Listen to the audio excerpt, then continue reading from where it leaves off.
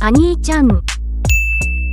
Inakala ni Hajime na magbabago ang kanyang buhay kapag tinawag ng Diyos Ehit sa ibang mundo kasama ang kanyang mga kaklase, upang ipaglaban ang kapayapaan laban sa mga demonyo.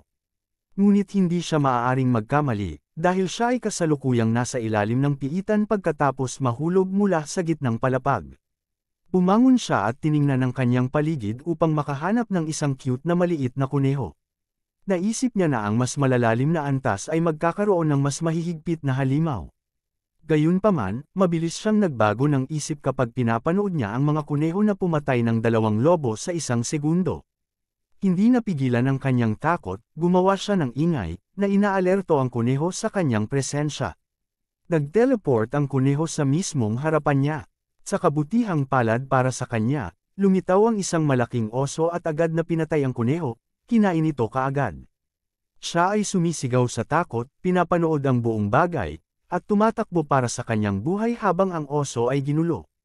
Sa kasamaang palad, ang oso ay tumalikod at ginamit ang kanyang ranged attack para putulin ang braso ni Hajime. Mukha siyang nabigla habang kinakain din ng oso ang kanyang braso. Upang makatakas, ginamit niya ang kanyang synergist na kasanayan upang gumawa ng butas sa dingding upang hadlangan ang kanyang sarili mula sa kanyang umaatake, at pumanaw mula sa pagkawala ng dugo. Siya, mamaya, nagising nang makita ang banal na kristal sa kisame. Natatandaan niya na ito ay makakapagdulot ng isang elixir na makapagpapagaling sa lahat ng sakit at makapagpapagaling sa kanya. Sa kanyang kasalukuyang estado, napagtanto niya na siya ay natigil sa isang labyrinth na pinamumugaran ng mga halimaw, at walang darating upang iligtas siya. Hanggang sa ilang oras na ang nakalipas, akala niya magbabago na ang buhay niya sa pagpasok niya sa mundong ito, pero mas lumala. Siya ay nabuli sa paaralan dahil sa pagiging isang mahinahon ngunit magiliw na anime lover. Ngunit narito ang perpektong pagkakataon upang magsimulang muli. Ang bawat isa ay nakakuha ng isang partikular na trabaho sa klase, mula sa pari hanggang sa swordmaster, isa pa sa kanila ang nakakuha ng maalamat na klase ng bayani. Ngunit nakuha ni Hajime ang karaniwang trabaho ng synergist. Sa madaling salita, nakakagawa siya ng mga bagay gamit ang mahika. Medyo overpowered sa tingin mo, tama ba? Pero may problema, literal na imposibleng mag-level up siya. Nag-practice siya sa lahat, ngunit habang ang lahat ay umabot sa level 50, si Hajime ay nasa level 2 pa rin kahit gaano pa siya nagsanay ng 20 oras sa isang araw. Gayunpaman, malakas ang loob niyang makipagsapalaran sa loob ng labyrinth dungeon kasama ang kanyang mga kasamahan. Gayunpaman, siya ay ipinagkanulo ng kanyang maton. Siya at ang kanyang mga kaklase ay pumasok sa Great Labyrinth upang sakupin ito, ngunit biglang lumitaw ang isang amo. Sinubukan nilang labanan ito, ngunit hindi nila ito kinaya. Sa kabila ng pagiging pinakamahina, si Hajime ay pumasok at ginamit ang kanyang walang kwentang kakayahan upang matiyak na ang lahat ay makaka-atras ng ligtas. Sinubukan ng iba na takpan ang kanyang pag-urong sa pamamagitan ng paggamit ng ranged magic, gayunpaman, ang isa sa mga spell ay tumama sa kanya. Pinipilit ang tulay na gumuho, at ginawa siyang mahulog sa kailaliman ng labyrinth, kung saan naninirahan ang mas malalakas na halimaw. Habang naaalala niya ang mga nakaraang kaganapan, napagtanto niya na hindi ito sinasadya at na siya ay ipinagkanulo, na nagpagalit sa kanya na siya ay isang tanga sa lahat ng panahon. Nararamdaman ng 50 lilam ng galit, nangako si Hajime na lalakas at hahanap ng paraan para makabalik sa ibabaw. Ang tanging hiling niya ay makahanap ng paraan para makauwi sa Japan at walang pakialam kung sino ang haadlang sa kanya, maging ito man ay isang Diyos o isang demonyo. Sisiguraduhin niyang lahat ay nasa ilalim ng kanyang mga paa. Isang lobo na halimaw ang biglang lumitaw na umatake sa kanya, ngunit handa siyang labanan at patayin ito gamit ang kanyang spell. Nakaramdam siya ng gutom at uhaw, kinakain niya ang karne nito ng hilaw kahit alam niyang maaari siyang patayin nito dahil sa lason. Dahil hindi niya kayang lunukan ng gayong makamandag na pagkain, ginamit niya ang elixir na tumutulong mula sa banal na kristal. Nagsisimula siyang makaramdam ng matinding sakit, at biglang nagsimulang mag-mutate ang kanyang katawan.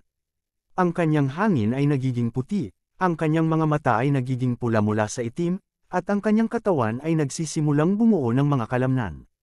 Kapag tiningnan niya ang antas ng kanyang status, nalaman niyang nag-level up na siya ng higit sa 100 fold at nakakuha ng mga bagong kasanayan at kakayahan sa mahika. Mayroon na siyang pagkain at tubig na magagamit niya at nakikilala niya ang anumang bato sa pamamagitan ng paghawak dito, na ginagawang mas madali para sa kanya na gumawa ng mga bagay mula sa mga ito. Nahanap niya ang mga materyales na kinakailangan upang makagawa ng mga pampasabog at paggawa ng baril na ginagamit niya upang patayin ang susunod niyang halimaw, ang kuneho. Matapos kainin ng kuneho, napagtanto niyang tumaas ang kanyang mga istatistika kapag kumain siya ng halimaw sa unang pagkakataon, at namana niya ang mga kasanayan ng kuneho tulad ng teleportation at air stepping. Sa pag-iisip na ito, nagpasya siyang hanapin ang oso at bigyan siya ng kaunting bayad para sa nawala niyang braso. Ginagamit niya ang lahat ng kanyang bagong nahanap na kakayahan at armas para salakayin at putulin ang braso ng oso. At ang nakakainis, kinakain niya rin ito sa harap, tulad ng ginawa sa kanya ng oso. Nagalit ang oso, ngunit ginagamit ni Hajime ang dugo nito para magsagawa ng electric attack at tinapos ito ng isang headshot. Siya ay patuloy na kumakain ng karne ng halimaw at tumataas ang kanyang antas upang maging mas malakas. Alam na ang pag-akyat sa kanyang paraan ay malapit sa imposible, nagpasya siyang bumaba pa at mag-isa na mag-alis ng piitan. Dumating siya sa isang tarangkahan na may simbolo ng Tatsulok, sinubukan niyang pasukin ang kanyang salamangka. At ginaisang ang mga halimaw na nagbabantay sa gate. Mabilis niyang pinatay ang una sa pamamagitan ng pagbaril nito sa mata. Ngunit ang pangalawa ay mas matalino, na nakatikip sa mata, na ginagawang imposible para sa kanya na talunin ito. Para lumala pa, nagsimulang gumamit ng magic barrier ang halimaw para magrebelde laban sa kanyang mga bala. Natapos ni Hajime ang pain sa halimaw sa pag-atake sa kanya at ginamit ang kanyang kakayahan sa teleport para lumipat at sa wakas ay barilin ito ng hindi nakabantay. Gamit ang mga bola sa leeg ng mga monsters, nagawa niyang buksan ang gate. Doon, nakita niya ang isang lumulutang na kubo na nagpapakita na may hawak na isang batang babae na bilanggo. Nagmamakaawa siya sa kanya na tulungan siyang makatakas, ngunit tumalikod siya dahil sa tingin niya ay niloloko siya nito. Walang sinuman sa kanilang sariling isip ang magpapalaya sa isang bilanggo na marahil ay nakulong sa isang dahilan. Ngunit kapag sinabi niya na siya ay pinagtaksilan, siya ay tumigil. Naaalala ang nangyari sa kanya ilang araw na ang nakalipas, tumalikod si Hajime at narinig ang kanyang kwento. Siya ay isang vampira na prinsesa na niloko at ikinulong ng kanyang tiyuhin dahil sa kanyang hindi kapani-paniwalang kapangyarihan at immortalidad. Nagpasya siyang tulungan siya at palayain siya mula sa kubo sa pamamagitan ng pagsira dito. Hiniling niya sa kanya na bigyan siya ng pangalan, at pinangalanan niya itong Yu dahil ipinaalala nito sa kanya ang buwan. Hindi ko alam kung ano ang hitsura ng buwan sa Japan, ngunit dito, ito ay puti, hindi dilaw. Ngunit bigla, tinambangan sila ng isang halimaw na bumaril ng ilang kagat sa likod ni Hajime. Bumangon siya at ginamit ang elixir para pagalingin ang sarili, habang inaalis ni Yu ang mga tibaw sa kanyang likod. Nakikita niya ang halimaw na nakatago sa bubong bilang isang nakatagong bantay upang hindi makatakas si Yu. Para palayain siya, hinahamon niya agad ito. Inakbayan siya nito, papalabas doon. Hinabol sila ng halimaw, pinipilit siyang lumaban gamit ang kanyang baril. Ang halimaw ay bumagsak sa lupa na may kaunting pinsala. Sinusubukang tumulong ni Yu, ngunit kailangan muna niyang ibalik ang kanyang kapangyarihan. Kinagat niya ito at sinisipsap ang kanyang dugo habang sinusubukan siya ng halimaw na takutin ng earth magic na specialty niya, transmute. Bumangon si Yu at lumikha ng bowl ang apoy na dumurog sa halimaw sa lupa ngunit hindi sapat para patayin ito dahil sa matigas nitong shell. Nang makakita ng pagkakataon, pumwesto si Hajime habang hinihiling sa kanya na mag-fire spell. Dinurog ng mahika ang halimaw nang makita ni Hajime ang mahina nitong lugar at pinasabog ito ng kanyang baril, pinatay ito. Habang inihahanda ang karne ng halimaw, sinabi sa kanya ni Yu ang tungkol sa huling antas ng lalim ng labyrinth. Doon, mahahanap nila ang taong nagtayo ng labyrinth at gagawa ng paraan upang makabalik sa ibabaw. Habang ginagamit niya ang lahat ng materyal na halimaw upang lumikha ng mas magagandang armas, tinanong siya ni Yu tungkol sa kanyang buhay. Sinabi niya sa kanya ang lahat tungkol sa pagtataksil ng kanyang mga kaklase at kung paano siya naging isang uri ng isang halimaw, na nagpapahina sa kanya at nakaramdam ng sama ng loob para sa kanya. Sinabi niya sa kanya na ang kanyang layunin ay bumalik sa Japan. Ngunit nalulungkot si Yu dahil kapag nawala siya, mag-isa na naman siya. Nang mapansin ang lungkot sa mga mata nito, niyaya niya itong umuwi kasama niya. Habang nagpapatuloy sila sa paggalugad sa labyrinth, nakakita sila ng ilang hagdan pababa sa isang pinto. Sa likod ng mga pintuan, nakakita sila ng isang magic circle at isang malaking hydra snake monster ang lumabas dito. Agad silang inatake ng mga ahas, tinulungan ni Yu si Hajime at binaril sila pabalik gamit ang ilang mahika sa lupa. Ngunit ang puting ahas ay nagpapagaling sa mga sugat ng iba. Nakita ito ni Hajime at nagpas siyang patayin muna ito ngunit, ipinagtanggol ito ng dilaw. Habang sinusubukan ni Yu na manglamlam, nahaharap siya sa isa sa mga ahas na nagkukulong sa kanya sa isang ilusyon. Nakita niya ang kanyang sarili na nakakulong muli sa cube, ngunit sa pagkakataong ito, si Hajime sa halip na iligtas siya, iniiwan niya siya sa likod. Napaluhod siya na naramdaman ang sakit mula sa ilusyong ito, na nagbibigay ng pagkakataon sa ahas na kainin siya. Sa kabutihang palad, si Hajime ay namamahala upang iligtas siya sa oras. Matapos bumalik sa kanyang katinuan, ginulo ni Yu ang mga halimaw habang si Hajime ay pumwesto para pasabugan sila gamit ang kanyang bagong baril. Pagkatapos ay ginamit niya ang kanyang apoy upang durugan at patayin sila maliban sa puting ahas. Sinubukan din siyang pasabugan ng halimaw ng isang malakas na apoy ngunit humakbang si Hajime sa kanyang harapan, tinanggap ang suntok. Dahil sa pag-atake, siya ay nawalan ng malay, at ang halimaw ay patuloy na hinahampas sila ng mahika. Para iligtas siya, inilabas ni Yu si Hajime mula sa panganib. Sinusubukan niyang gisingin siya, ngunit walang gumagana. Sa pakiramdam na maliligtas lamang siya sa kanyang sakripisyo, kinuha ni Yu ang kanyang baril at tumakbo pasulong.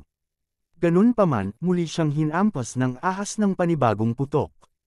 Nagsimula siyang mapunit nang makita ang snake na naghahanda para sa huling pag-atake at humingi ng paumanhin sa hindi niya mailigtas. Narinig ni Hajime ang pagpatak ng kanyang luha sa sahig at pinilit niyang bumangon para iligtas siya. Sinabi niya sa kanya na mabawi ang kanyang lakas sa pamamagitan ng pagsipsip ng kanyang dugo at bumalik sa pakikipaglaban. Nag-shoot siya ng ilang mga butas sa kisame at naghagis ng mga granada dito, habang sumasabog ang mga patak ng kisame sa ibabaw ng ahas at ginamit ni Yu ang kanyang magic fireball upang talunin ito. Nagising sila sa isang kama kinabukasan, sa isang maganda at payapa na lugar. Bumagsak si Hajime at binuhat siya ni Yu sa isang nakabukas na pinto na nakita niya. Ginalugad nila ang lugar at nakahanap ng magic circle. Pumasok si Hajime at nakita ang lahat ng mga alaala na nakolekta niya mula noong siya ay pumasok sa labyrinth. Biglang lumitaw ang isang hologram video recording, ito ang lumikha ng labyrinth. Ipinakilala niya ang kanyang sarili bilang isang maverick at binabati si Hajime sa pagsakop sa labyrinth. Sinimulan niyang ipaliwanag ang tunay na layunin ng labyrinth at ang katotohanan tungkol sa mundong ito. Ang Diyos na si Ehid, na nagpatawag kay Hajime at sa kanyang mga kaklase ay ayaw nilang tapusin ang digmaan laban sa mga demonyo. Sila ay ipinatawag lamang upang aliwin ang baluktot na Diyos sa pamamagitan ng pakikipaglaban sa walang katapusang laban. Ang Mavericks ay isang grupo na naghahanda upang labanan si Ehid, ngunit natuklasan ang kanilang mga plano. Nagreresulta sa paghuli sa kanila at pagpilit na lumikha ng mga labyrinth upang itago ang kanilang mga sarili.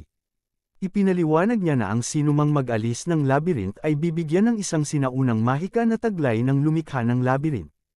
At sa kapangyarihang ito, magagawa ng taong iyon na labanan si Ehid at tapusin ang baluktot na larong ito.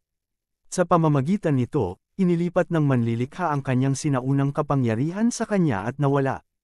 Nagalit si Hajime nang mapagtanto na ang mga bagay na sinabi sa kanya sa mundong ito ay kasinungalingan.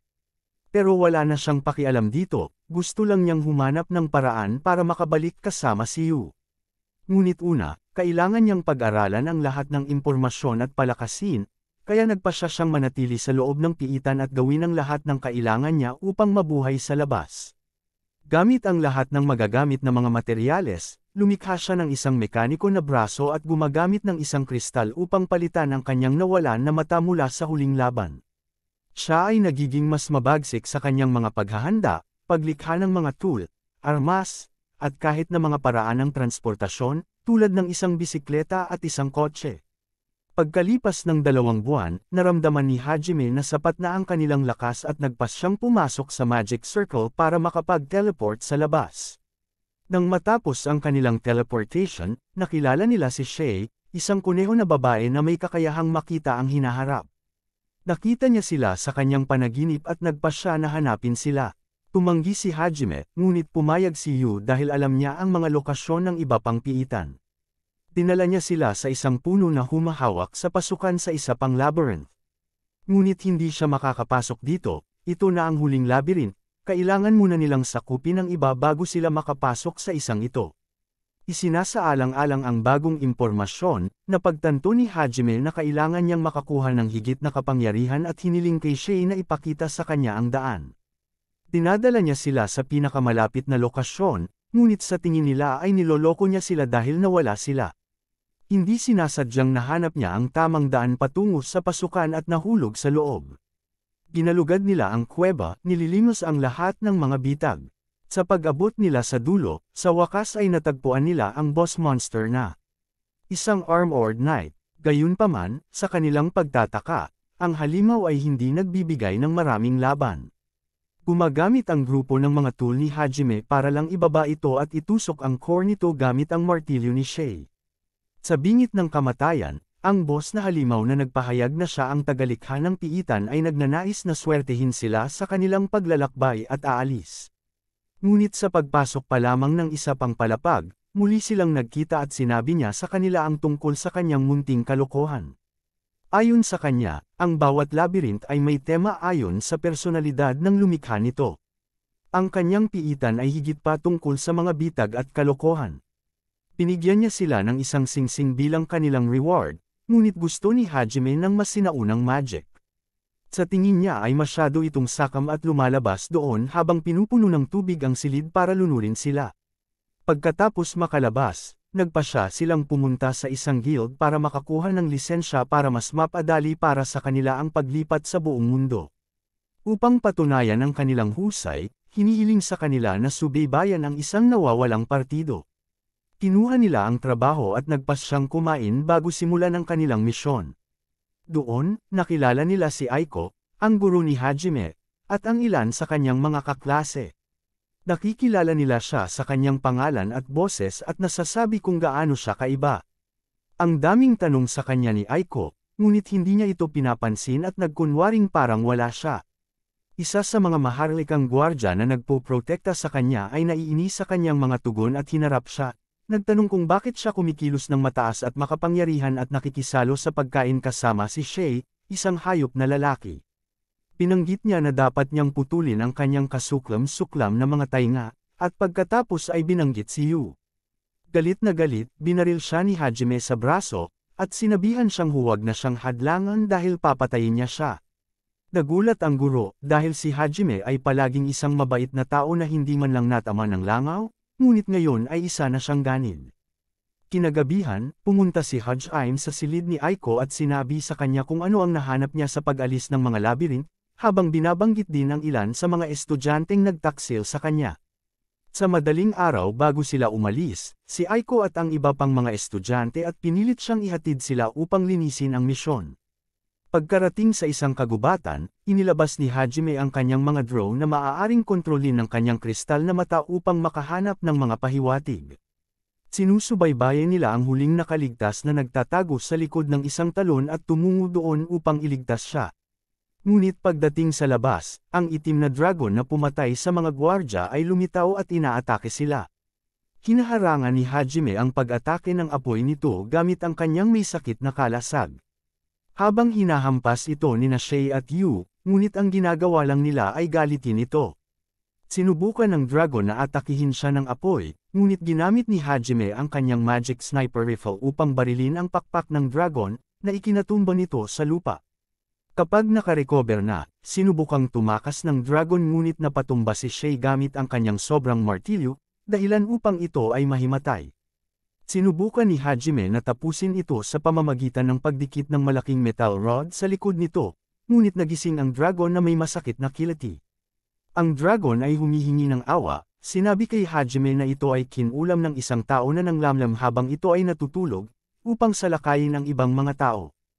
Hiniling nito kay Hajime na tanggalin ang pamalo upang ito ay muling magbago sa tunay nitong anyo. Kasunod ng hiling ni Yu, inalis ito ni Hajime, at ang dragon ay nagpahayag na siya ay isang batang babae na nagngangalang Tio. Ang masama pa nito, nasiyahan siya sa sensasyon at naging ganap na pervert. Sinabi niya sa kanila na ang bayan ay sisisalakayin dahil sa isang kawan ng mga halimaw na paparating na pinamumunuan ng parehong lalaki. Iniling ni Aiko kay Hajime na tulungan ang bayan mula sa mga halimaw at kahit na hindi siya interesado, pumayag siya dahil iginagalang niya siya, tinutulungan niya ang lahat na maghanda para sa pag-atake. Dumating ang mga halimaw, ngunit panandalian lang ang labanan dahil sa nalulupig na mga sandata ni Hajime at ng kanyang mga kasama, na kasama na ngayon si Tio. Sa mga halimaw, nahanap niya ang kanyang kaklase na si Shimizu, ang taong nanggulamo kay Tio at namumuno sa mga halimaw. Siya ay nagtatrabaho para sa mga demonyo dahil, hindi tulad ng kanyang mga kaklase, nakita nila ang halaga sa kanyang mga kasanayan. At ang kanyang gawain ay patayin ang kanyang bearong si Aiko. Nagulat siya dito, hindi niya alam na napakasama nito, at humihingi ng paumanhin kung may nagawa man siyang mali. Sinabi niya sa kanya na magsisimula silang muli, ngunit hinawakan ni Shimizu ang kanyang hostage at itinuturo ang isang lason na karayom sa kanyang leeg. Inutusan niya si Hajime na haborin ang lahat ng kanyang armas, nagbabantang papatayin si Aiko, ngunit tumanggi si Hajime. Sinubukan ni Shei na iligtas si Aiko habang binaril ni Hajime si Shimizu, gayunpaman, nagawa pa rin niyang tusukin ang karayom para lason ang guro. Nagmamadali si Hajime na iligtas si Aiko gamit ang kanyang elixir, na nakiusap sa kanya na iligtas si Shimizu.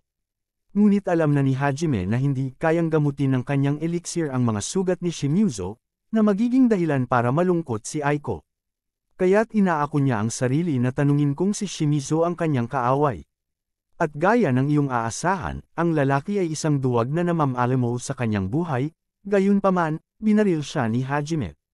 Matapos ang buong kaguluhan, habang nagre-relax sa bayan, natapos ni na Hajime at Shei ang pagliligtas sa isang batang merfolk, si Maya, na banihag para ibenta bilang isang alipin.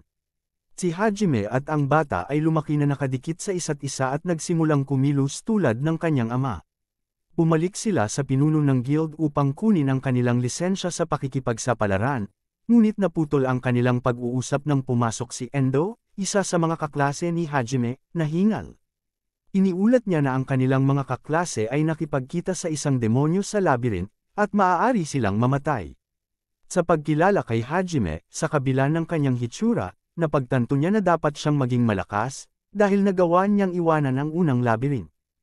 Ang pinuno ng guild ay humihingi kay Hajime ng isang formal na kahilingan sa misyon para sa emergency rescue na ito.